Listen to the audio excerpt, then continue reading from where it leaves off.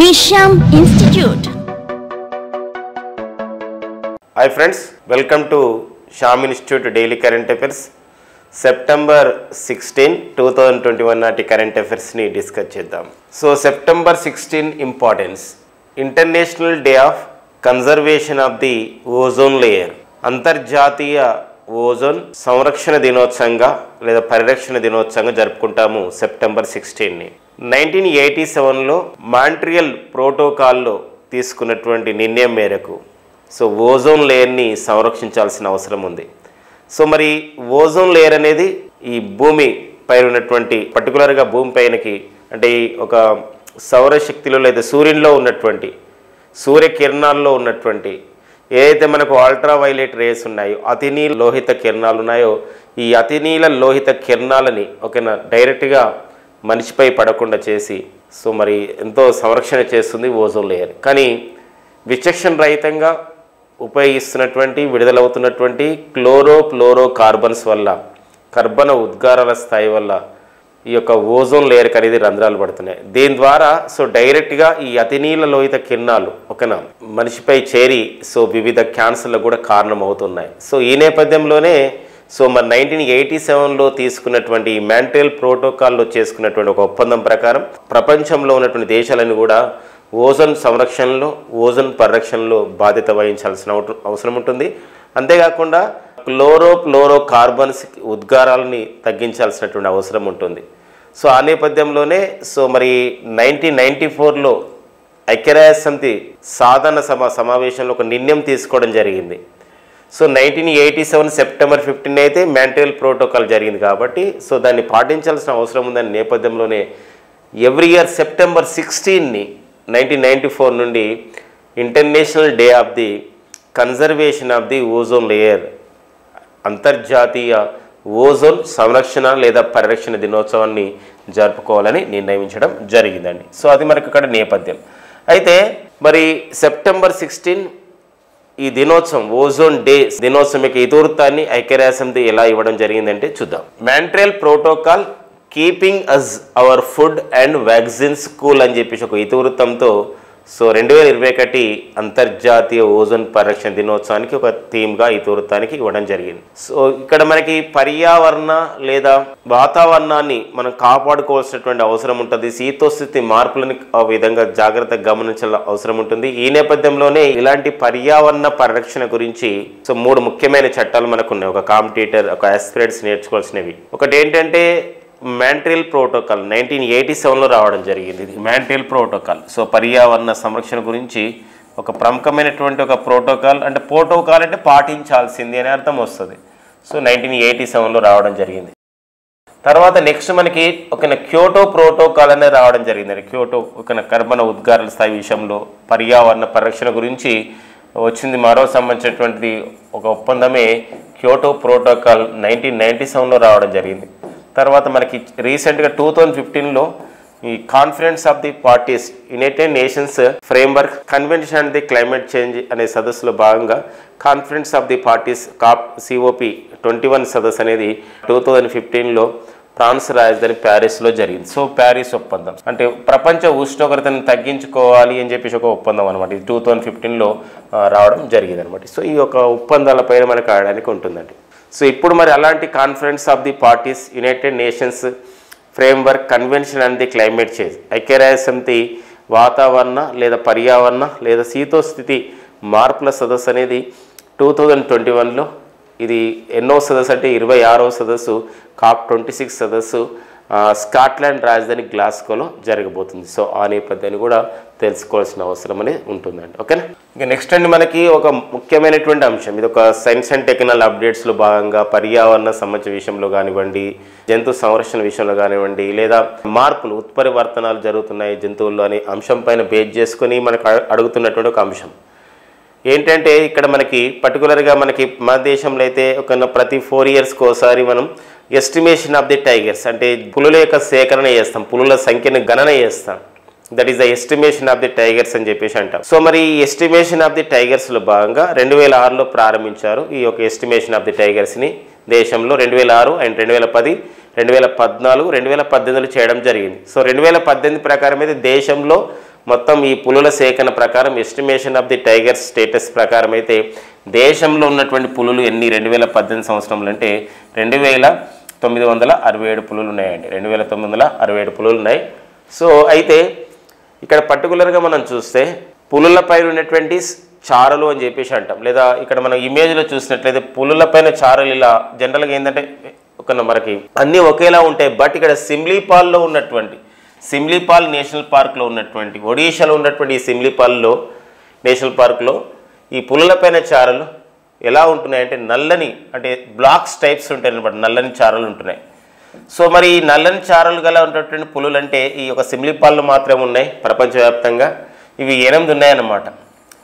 అసలు ఈ నల్లని చారలకి గల కారణం ఏంటి అని చెప్పేసి బెంగళూరుకు చెందినటువంటి national centre for the biological sciences వారు NCBS అని చెప్పేసి అంటాం, national centre for the biological sciences వాళ్ళు శాస్త్రీయ అధ్యయనం చేయడం జరిగింది. సిమ్లీపాల్లో ఉన్నటువంటి ఒడిషాలో ఉన్నటువంటి ఈ సిమ్లీపాల్ రిజర్వ్లో ఉన్నటువంటి సిమ్లీపాల్ నేషనల్ పార్క్లో ఉన్నటువంటి 8 టైగర్స్ అనేవి. సో వాటి యొక్క చారలు ఎందుకు నల్లనిగా ఉన్నాయని చెప్పేసి వాళ్ళు స్టడీ చేయడం జరిగింది శాస్త్రీయంగా, సైంటిఫిక్ వేలో. వాళ్ళు ఒక ఫైనల్గా ఒక కన్క్లూజన్ రావడం జరిగింది వాళ్ళ పరిశోధనలో భాగంగా. ఏంటంటే సో ఆ సంబంధించిన పులులలో జన్యు ఉత్పరివర్తనాలు జరిగాయి, జీన్ మ్యుటేషన్ జరిగాయని చెప్పడం జరిగింది. ఏ జన్యువు దీనికి బాధ్యత వహిస్తుంది, ఏ జన్యువు యొక్క ఉత్పరివర్తనం వల్ల ఇలా జరుగుతుందని చెప్పి వాళ్ళు పరిశోధన చేస్తే that is the transmembrane amino peptidase Q, transmembrane amino peptidase Q అని చెప్పేసి ఒక జన్యువు ఉత్పరివర్తనం వలన సో ఇక నల్లని చారలు అనేది ఈ పులుల పైన సిమ్లీపాల్ రిజర్వ్లో ఉన్నటువంటి సిమ్లీపాల్ నేషనల్ పార్క్లో ఉన్నటువంటి పులుల నల్లని చారలకు కారణం ట్రాన్స్మెంబ్రేన్ అమైనో పెప్టిడేస్ క్యూ అనే జన్యువు ఉత్పరివర్తనం చెందడం వల్ల. సో ఇది వెరీ వెరీ ఇంపార్టెంట్ అండి మనకి ఒకటి. ఎందుకోసం అంటే మనకి ఎగ్జామ్లలో వస్తున్నాయి మన యొక్క పోటీ పరీక్షల్లో. మనం లాస్ట్ టైం చూసినప్పుడైతే గుజరాత్లోని గిర్ అడవులలో గిర్ ఫారెస్ట్లో కొన్ని సింహాలు కొన్ని లయన్స్ అనేది చనిపోవడం జరిగింది. ఎగ్జామ్లో ఎలా అడిగాడంటే గుజరాత్లో ఇటీవల గిర్ అడవుల్లో ఉన్నటువంటి లయన్స్ సింహాలు చనిపోవడానికి కారణమైనటువంటి వైరస్ ఏదని చెప్పేసి అనడం జరిగింది.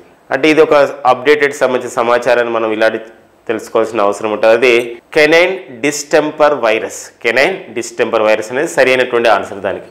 కాబట్టి రేపు కూడా మనకు రాబోయే పోటీ పరీక్షల్లో సిమ్లీపాల్ నేషనల్ పార్క్లో ఉన్నటువంటి ఒడిషాలోని సిమ్లీపాల్ నేషనల్ పార్క్లో ఉన్నటువంటి 8 పులులు అనేది వాటి యొక్క చర్మంపై ఉన్నటువంటి ఈ నల్లని చారలకి కారణమైనటువంటి జన్యు ఉత్పరివర్తనానికి మరి బాధ్యత వహించినటువంటి ఆ జన్యువు ఏంటి, ఏ జన్యు ఉత్పరివర్తనం వల్ల జీన్ మ్యుటేషన్ వల్ల అలా జరిగింది అన్నప్పుడు అది రైట్ ఆన్సర్ ఏంటంటే ట్రాన్స్మెంబ్రేన్ అమైనో పెప్టిడేస్ క్యూ. అయితే దీనిపైన ఇంకొక విషయం కూడా అడగడానికి ఉంటుంది. ఈ సిమ్లీపాల్లో ఉన్నటువంటి ఒక 8 ఈ నల్లని చారలు గల పులుల పైన అధ్యయనం చేసినటువంటి సంస్థ ఏంటి అంటాడు. ఏ శాస్త్రవేత్తలు, ఏ శాస్త్రీయ సంస్థకు చెందినటువంటి శాస్త్రవేత్తలు దీనిపైన పరిశోధన చేయడం జరిగిందంటే బెంగళూరుకు చెందినటువంటి NCBS national centre for the biological sciences అండి. సో ఆ నేపథ్యం అలాంటి విషయాలు మనకి ఇంపార్టెంట్ అండి.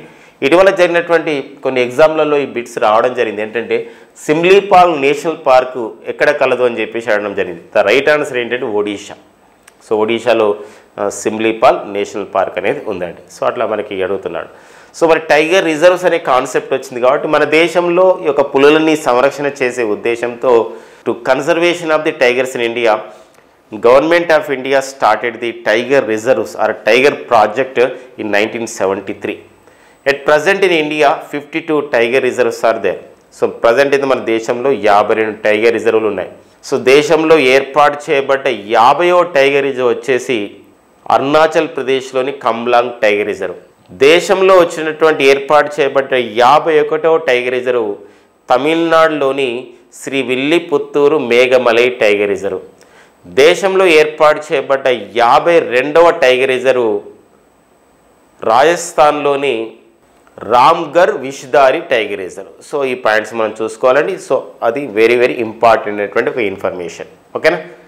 సో నెక్స్ట్ చూద్దామండి. ఇటీవల మరి కేంద్ర మంత్రిమండలి తీసుకున్నటువంటి ప్రధానమైన నిర్ణయాల్లో ఒకటండి. ఏంటా నిర్ణయం అంటే టెలికాం రంగంలో దేశంలో టెలికాం రంగంలో 100% FDIని అనుమతిస్తున్నట్లు ఆమోదం ముద్ర వేయడం జరిగిందనమాట. సో మరి ఇది మనకు ఒక ఇంపార్టెంట్గా ఉంటుంది. అంటే FDIs అని చెప్పేసి అంటాం. అంటే FDI అంటే ఇక్కడ ఏంటంటే ఫారిన్ డైరెక్ట్ ఇన్వెస్ట్మెంట్ అని అర్థం వస్తుందండి. FDI అనగా ఫారిన్ డైరెక్ట్ ఇన్వెస్ట్మెంట్ అంటాం. సో విదేశీ ప్రత్యక్ష పెట్టుబడులు అని చెప్పేసి అంటాం. సో ఇది ఒక ఇంపార్టెంట్గా ఉందన్నమాట. ఇటీవల కాలంలో వివిధ రంగాల్లో వస్తున్నటువంటి విదేశీ ప్రత్యక్ష పెట్టుబడుల విషయాలపైన మనం అడుగుతూ ఉన్నాడు. ఇప్పుడు బీమా రంగం తీసుకోండి. ఇన్సూరెన్స్ సెక్టార్లో 49% ఉండేది ఈ యొక్క విదేశీ ప్రత్యక్ష పెట్టుబడులు, ఫారిన్ డైరెక్ట్ ఇన్వెస్ట్మెంట్. ఇటీవల జాతీయ బీమా చట్టం 1938కి సవరణ చేయడం ద్వారా బీమా రంగంలో ఇప్పుడు విదేశీ ప్రత్యక్ష పెట్టుబడులని 49% నుండి 74%కి పెంచడం జరిగింది. సో అలాంటి నేపథ్యం. అంతేకాకుండా ఇప్పుడు LIC life insurance corporation of ఇండియాలో సో ఇనీషియల్ పబ్లిక్ ఆఫర్ అని చెప్పేసి అంటాం. ఇనీషియలైజింగ్ పబ్లిక్ ఆఫర్ లేదా IPO అని చెప్పేసి అంటాం. సో వాటికి అనుమతిస్తున్న విషయం మనందరూ కూడా తెలుసు. సో ఈ నేపథ్యంలో ఇలాంటి ఒక విదేశీ ప్రత్యక్ష పెట్టుబడులని టెలికాం రంగంలో ఎంత శాతానికి చేయడం జరిగింది అంటే 100% చేయడం జరిగింది అనే ఒక అంశం ఇక్కడ ఇంపార్టెంట్గా ఉంటుంది.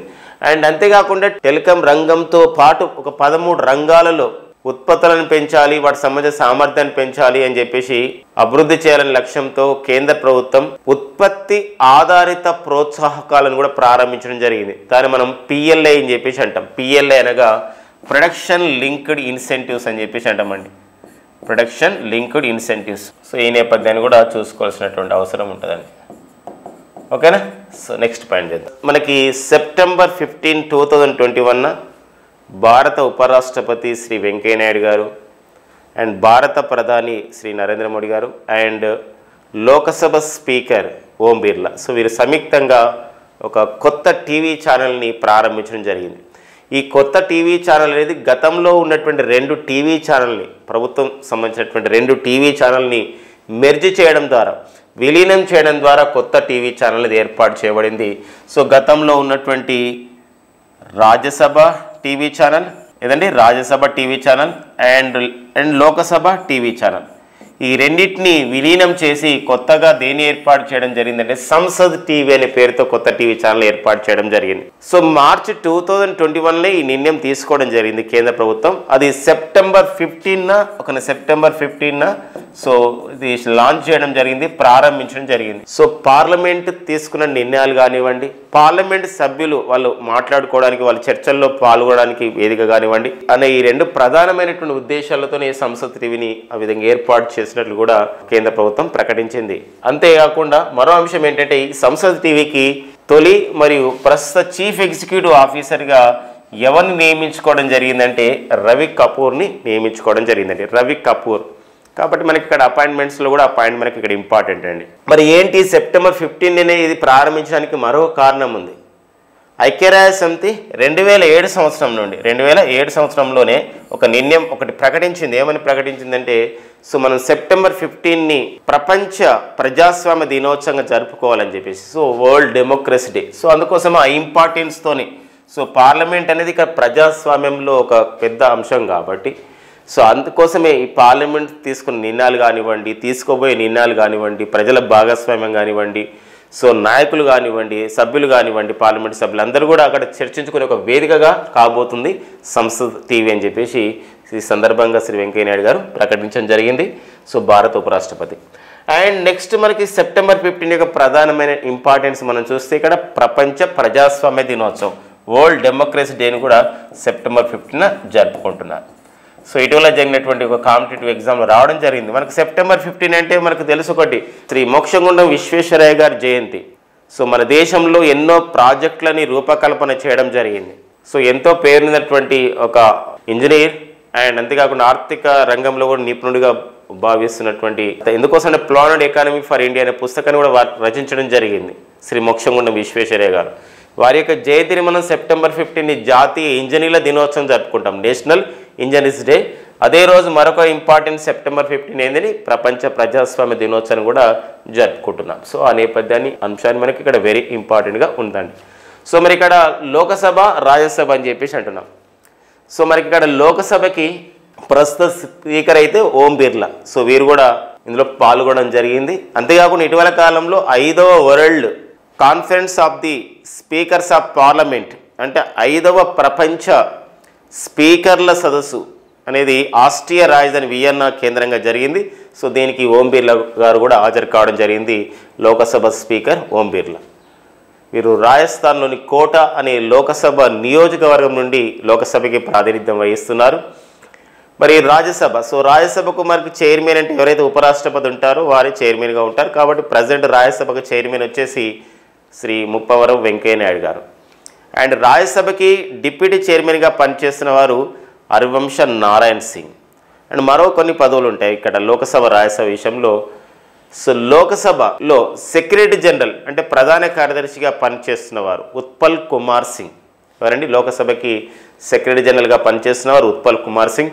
అండ్ రాజ్యసభ సెక్రటరీ జనరల్ వచ్చేసి మనకి ఇక రామాచార్యులు గారు ఇటీవల కాలంలో నియమితులు కావడం జరిగింది. ఇక నెక్స్ట్ అండి మనకి తెలంగాణ రాష్ట్రంలో మరో సంస్థ పెట్టుబడులు పెడుతున్నట్టు ప్రకటన జరిగింది. అంతేకాకుండా రాష్ట్ర ప్రభుత్వంతో ఒక ఒప్పందాన్ని కూడా మెమోరాండమ్ ఆఫ్ ది అండర్స్టాండింగ్ కూడా చేసుకోవడం జరిగింది. సో మలబార్ గ్రూప్కు చెందినటువంటి ప్రముఖ ఆభరణాల తయారీ సంస్థ ఒక వివిధ దేశాలు భారత్తో పాటు వివిధ దేశాల్లో మొత్తం ఒక 200లకు పైగా షాపులను నిర్వహిస్తున్నటువంటి సంస్థ మలబార్ సంస్థ. సో అలాంటి మలబార్ సంస్థకు చైర్మన్ అయినటువంటి అహ్మద్ గారు ఇక్కడ మనకి తెలంగాణ రాష్ట్ర ఐటీ పరిశ్రమల శాఖ మంత్రి అయినటువంటి శ్రీ కేటీఆర్ గారితో సమావేశం జరిగి ఆ విధంగా ప్రకటన చేసి ఉన్నారనమాట. సో ఆ పాయింట్ మనకి ఇక్కడ ఇంపార్టెంట్.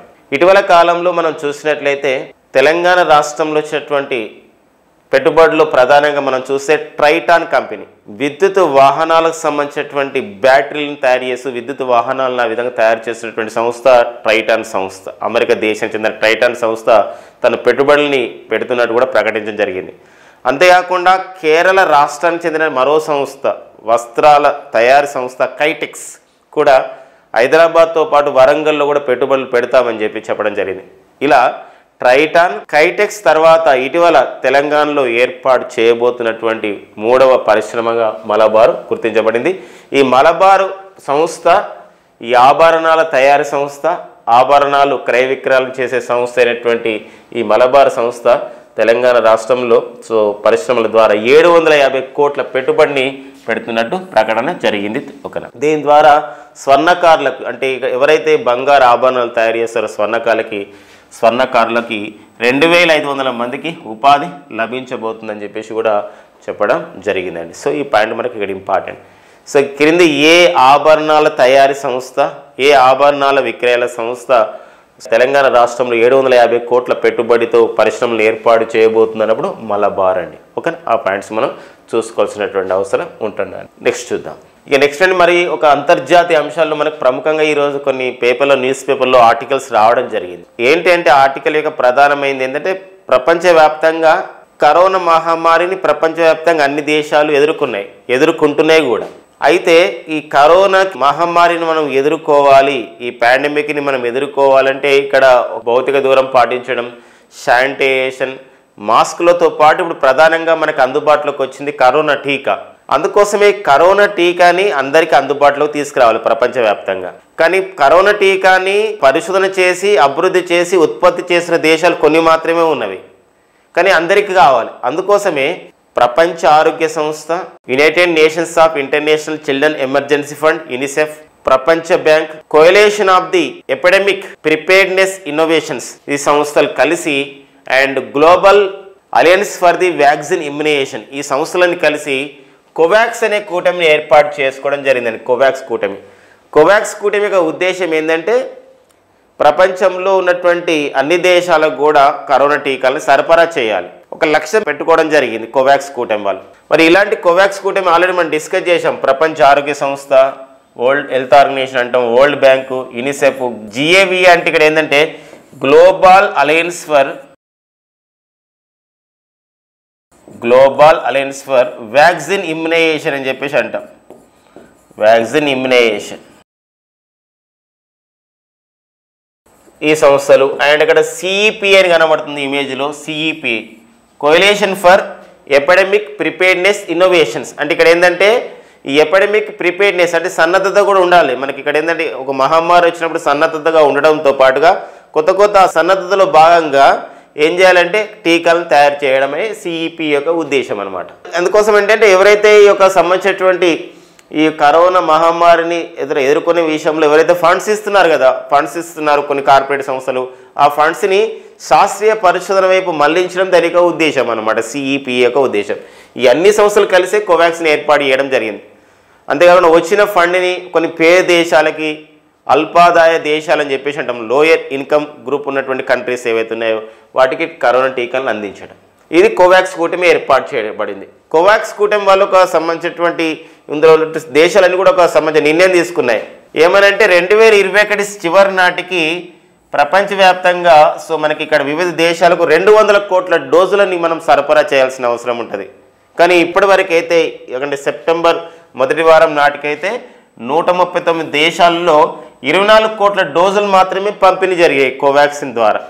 కోవాక్స్ అని చెప్పేసి కోవాక్స్ అనే కార్యక్రమం ద్వారా, కరోనా వ్యాక్సినేషన్ ద్వారా కరోనా టీకాలు వాళ్ళకి మాత్రం అంతమందికి మాత్రమే, అంటే 24 కోట్ల డోసులు మాత్రమే అందించబడ్డాయి. కానీ లక్ష్యం ఏంది, ద ప్రొజెక్టెడ్ టార్గెట్ ఏంటంటే దట్ ఈస్ ద 2021 చివరి నాటికి డిసెంబర్ నాటికి 200 కోట్ల డోసులు చేరాలి ప్రపంచంలో వివిధ దేశాలకి, కానీ చేరలేదు. కాబట్టి సో కరోనా మహమ్మారిని ఎదుర్కోవాలంటే టీకా అనేది ఒక ఇంపార్టెన్స్గా ఉంది, కరోనా టీకా కాబట్టి ఇంకా వేగవంతం చేయాల్సిన అవసరం ఉంది అని చెప్పేసి ఉందన్నమాట.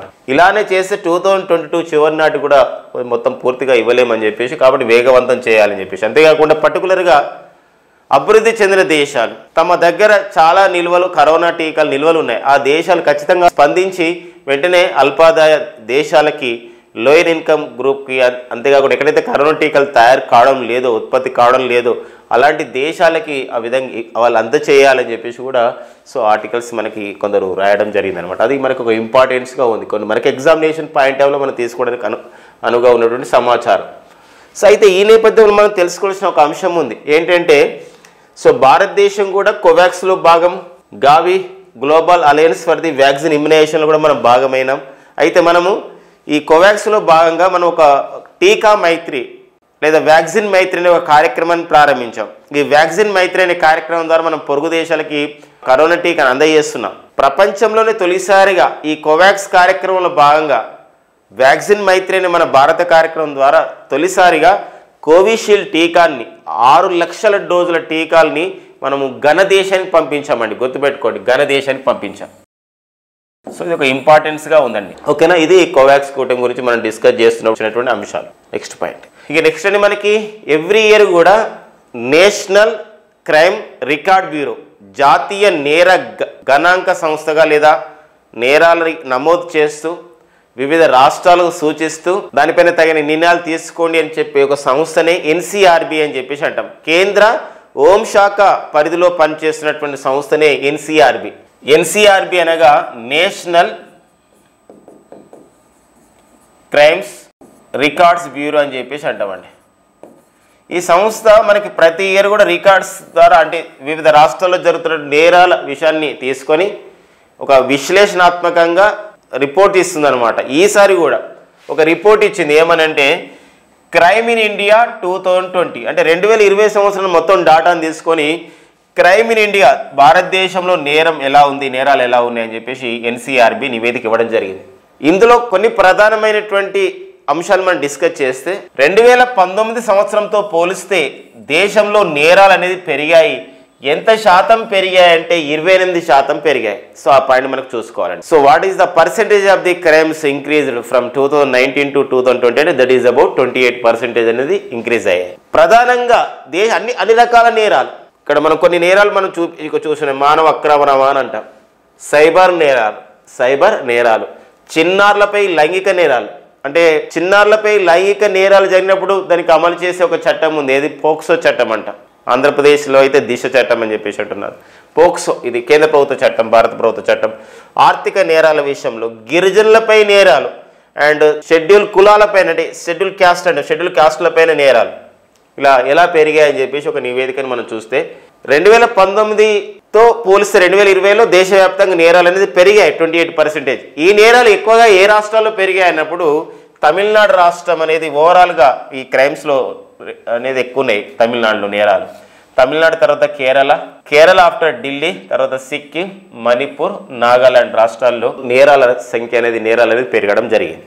మరి మానవ అక్రమ రవాణా విషయంలో మొత్తం 900 కేసులు నమోదు కావడం జరిగింది మానవ అక్రమ రవాణా విషయంలో. అందులో మహారాష్ట్ర నుండి 154 సంబంధించిన కేసులు అండ్ తెలంగాణ నుండి 104 కేసులు అనేది రావడం జరిగింది అనేది ఒక నివేదిక. సైబర్ నేరాలు, ఈ సైబర్ థ్రెట్స్ అని చెప్పేసి అంటాం. సైబర్ నేరాల్లో ఉత్తరప్రదేశ్ మొదటి స్థానంలో ఉండగా, అంటే ఇక్కడ మొదటి స్థానం అంటే ఎక్కువ సైబర్ నేరాలు జరిగాయి. తర్వాత 2వ స్థానం కర్ణాటక, మహారాష్ట్ర, సో 3వ స్థానం ఉండగా తెలంగాణ రాష్ట్రం సైబర్ నేరాలు ఎక్కువగా ఉన్నటువంటి రాష్ట్రాల్లో 4వ స్థానం ఉంది తెలంగాణ రాష్ట్రం. అంటే ఉత్తరప్రదేశ్, కర్ణాటక, మహారాష్ట్ర తర్వాత తెలంగాణ 4వ స్థానం. అండ్ చిన్నారులపై లైంగిక నేరాల విషయంలో తెలంగాణ రాష్ట్రం 7వ స్థానం. ఆర్థిక నేరాల విషయంలో 4వ స్థానం. అండ్ గిరిజనుల పైన నేరాలు, అంటే గిరిజనుల పైన నేరాలు ఆ విధంగా చేస్తున్నారు, 4వ స్థానం ఉంది. అండ్ ఎస్సీల పైన నేరాలు, అంటే షెడ్యూల్ క్యాస్టర్స్ పైన ఎవరైతే ఉన్నారో వారిపైన నేరాలు చేస్తున్నారు, అంటే వారిని. సో ఇది మనకు 9.4% పెరిగాయన్నమాట. ఇది దేశవ్యాప్తంగా జరిగింది. చూడండి, షెడ్యూల్ క్యాస్ట్ పైన నేరాలు చేయడం అనేది, షెడ్యూల్ కులాలపైన నేరాలు చేయడం అనేది 9.4% పెరగడం జరిగింది. వేరే సంబంధించిన కులాల వారు, అంటే షెడ్యూల్ క్యాస్ట్ల పైన సో ఇక్కడ దౌర్జన్యం చేయడం అని అర్థం చేసుకోవచ్చు అనమాట. ఇక్కడ గిరిజనులపై నేరాలంటే గిరిజనులపైన వేరే సంబంధించినటువంటి కులాల వారు సో దౌర్జన్యం చేయడం, ఆ విధంగా వారు హింసించడం, ఇవన్నీ కూడా దేని కిందకి వస్తాయంటే నేరాల పైన వస్తాయి. ఇదండి మనకు ఉన్నటువంటి ఈ క్రైమ్ ఇన్ ఇండియా అనే సంబంధించిన నివేదిక ఆధారంగా వివిధ న్యూస్ పేపర్లలో అండ్ వాటి యొక్క రిపోర్ట్లో మనం చూసినటువంటి కొన్ని అంశాలు, చేసినటువంటి అంశాలని ఎగ్జామ్ ఓరియంటెడ్గా మీకు అందించడం జరిగింది. ఇవి మనకి బిట్స్ రాగా వస్తున్నాయి, మనకి ఒక పాయింట్స్ వస్తాయి అనమాట examination point table. NCRB national crimes records bureau 2020 సంవత్సరంలో ఒక నేరాల ప్రవృత్తిపైన, నేరాల సంబంధించిన విషయం పైన ఏ పేరుతో, ఏ టైటిల్తో నివేదిక విడుదల చేసింది అంటే క్రైమ్ ఇన్ ఇండియా అనే పేరుతో నివేదికను విడుదల చేయడం జరిగింది. అలాంటి అంశాలు అనమాట. ఇక్కడ పోక్సో అనే ఒక చట్టం ఉందండి. పోక్సో ఇది 2012లో వచ్చింది, మళ్ళీ తర్వాత దీన్ని అమెండ్మెంట్ కూడా చేయడం జరిగింది 2017లో. Protection of the Children from the Sexual Offences Act అని చెప్పేసి అంట పోక్సో చట్టం అండి. ఎన్సీఆర్బీ నేషనల్ క్రైమ్ రికార్డ్స్ బ్యూరోకి ప్రజెంట్ డైరెక్టర్గా పనిచేస్తున్న వారు రాంపాల్ పవర్ అండి. ఎవరండి? రాంపాల్ పవర్ అనేవారు సో ప్రజెంట్ డైరెక్టర్ జనరల్గా పనిచేస్తున్నారు రాంపాల్ పవర్.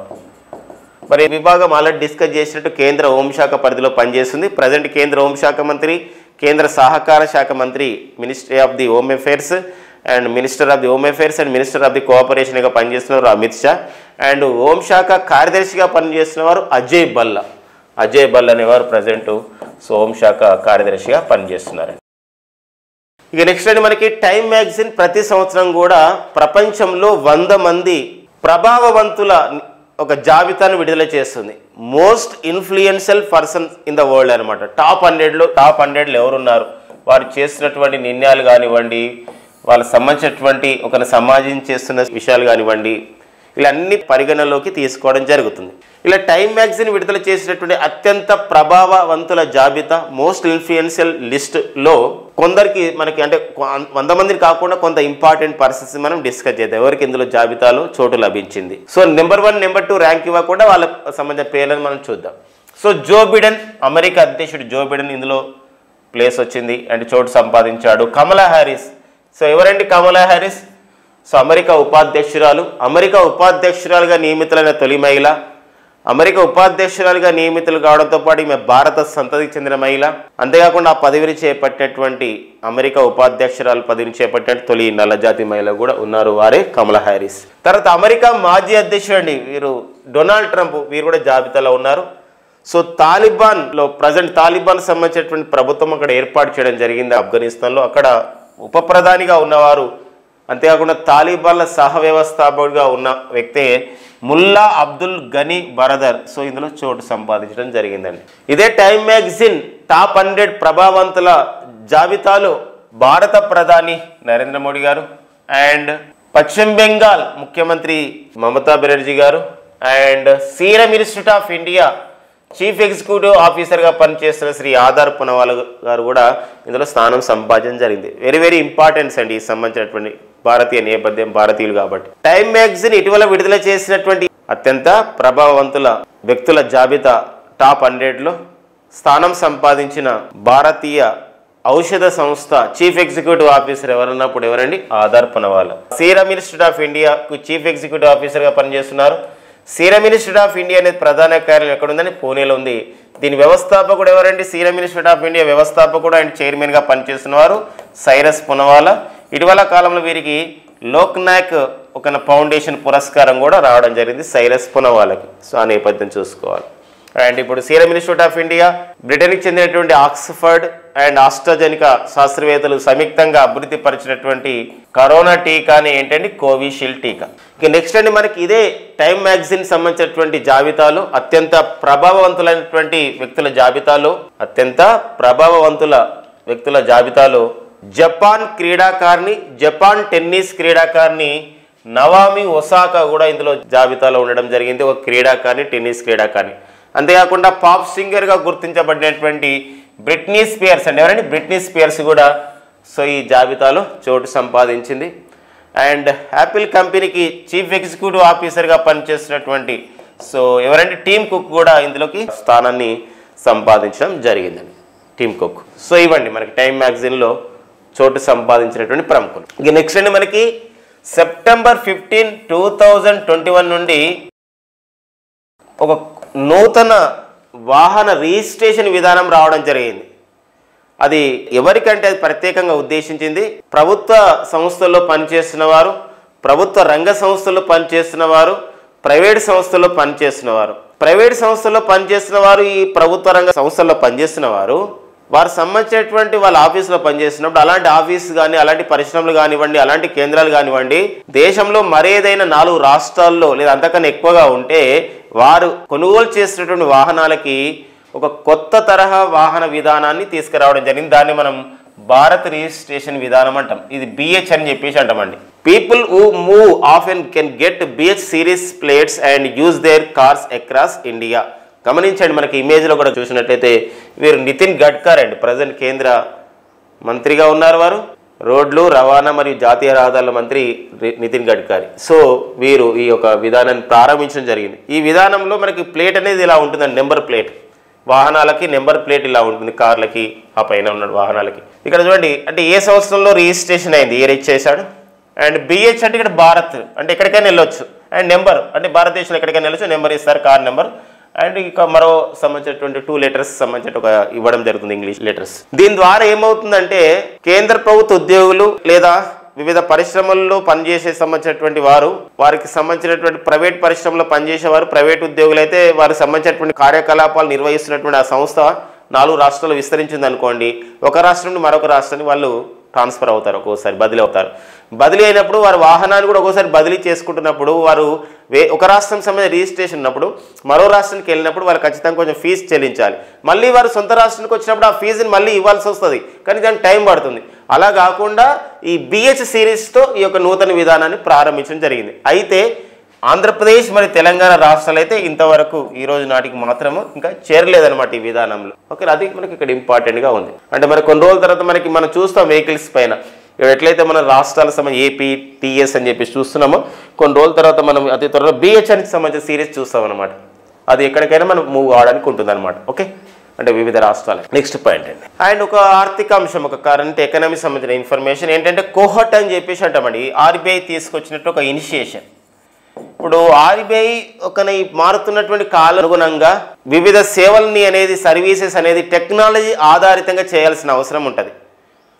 అలా చేయాల్సినటువంటి అంశంతోనే శాండ్ బ్యాగ్స్, రెగ్యులేటరీ శాండ్ బ్యాగ్స్ని ఏర్పాటు చేయడం జరిగింది. 2019లో ఏర్పాటు చేస్తున్నట్టు ప్రకటించింది. ఒక్కొక్క శాండ్ బ్యాగ్స్, ఒక్కొక్క సంబంధించిన రెగ్యులేటరీ శాండ్ బ్యాగ్స్ని ఏర్పాటు చేసినప్పుడు కొత్త కొత్త అంశాలు, సర్వీసెస్, ప్రొడక్ట్స్ అనేది వస్తాయి. ఈ శాండ్ బ్యాగ్స్ అన్నా, రెగ్యులేటరీ శాండ్ బ్యాగ్స్ అన్నా లేదా కోహాట్ అంటే అర్థం ఏంటంటే live testing of the new products and services. అంటే బ్యాంకింగ్ రంగంలో కొత్త ఉత్పత్తులు కానివ్వండి, కొత్త సేవలు కానీ అందుబాటులోకి రావడం. ఇప్పుడు ఫర్ ఎగ్జాంపుల్ ఉంది, మనం భీమ్ అని యూజ్ చేస్తున్నాం, UPIని యూజ్ చేస్తున్నాం, యూనిఫైడ్ పేమెంట్ ఇంటర్ఫేస్ అని చెప్పేసి, భీమ్, భారత్ ఇంటర్ఫేస్ ఫర్ మనీ, ఇలాంటి ఆన్లైన్ ట్రాన్సాక్షన్స్ అని ఉపయోగిస్తున్నాం. ఇవన్నీ కూడా దేనికి ఎందుకు వస్తాయంటే కోహాట్లో భాగంగా వస్తాయి. అయితే ఒక్కొక్క సంబంధించినటువంటి విషయానికి ఒక్కొక్క కోహాట్ విడుదల చేస్తూ ఉంటుంది. అంటే ఎవరైతే కొత్త తరహా టెక్నాలజీని మేము తయారు చేస్తున్నాం, ఈ బ్యాంకింగ్ రంగంలో మా ప్రొడక్ట్స్ కానివ్వండి, మా సర్వీసెస్ కానీ ఉపయోగపడతాయి మీకు అని చెప్పేసి అన్నప్పుడు అలాంటి టెక్నాలజీ ఉన్నటువంటి సంస్థలు, ఎంటిటీస్ అని చెప్పేసి అంటాం, ఆ సంస్థలు అప్లై చేసుకుంటాయి. చేసుకున్నప్పుడు దానికి సంబంధించిన పర్మిషన్ ఇస్తుంది రిజర్వ్ బ్యాంక్ ఆఫ్ ఇండియా.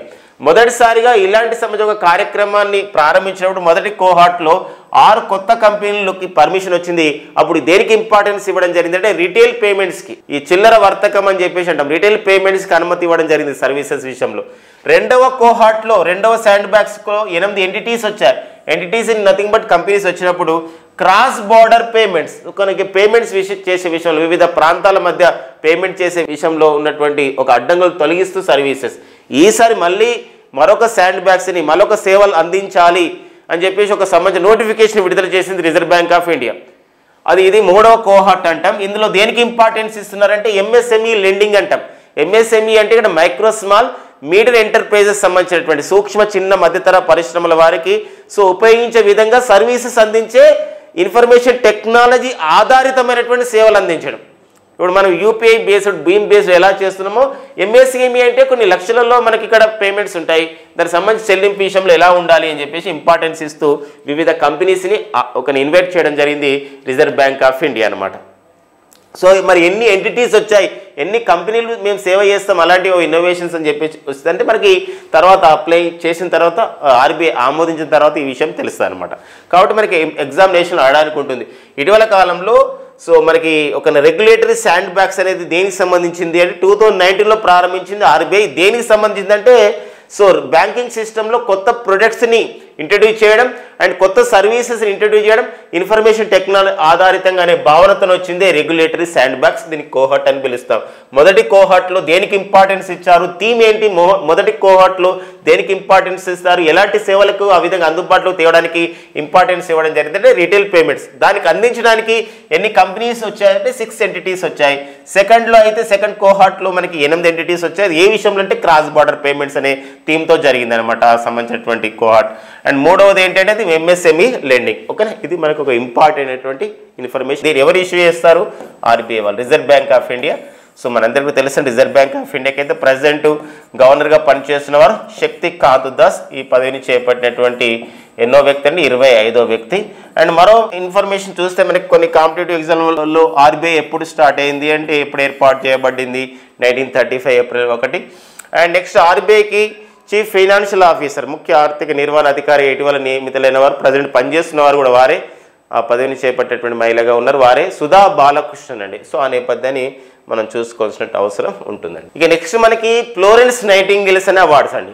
యాక్చువల్గా ఫ్లోరెన్స్ నైటింగేల్ అవార్డ్స్ని అంతర్జాతీయ నర్సుల దినోత్సవం రోజు ఇస్తారు. కానీ ఇప్పుడున్న పాండమిక్ వల్ల కానివ్వండి దీనివల్ల మనకు వాయిదా వేయడం జరిగింది. అయితే వర్చువల్ ద్వారా ఇచ్చారు ఈసారి మళ్ళీ. అయితే నిన్ననే జరిగింది ఆ కార్యక్రమం.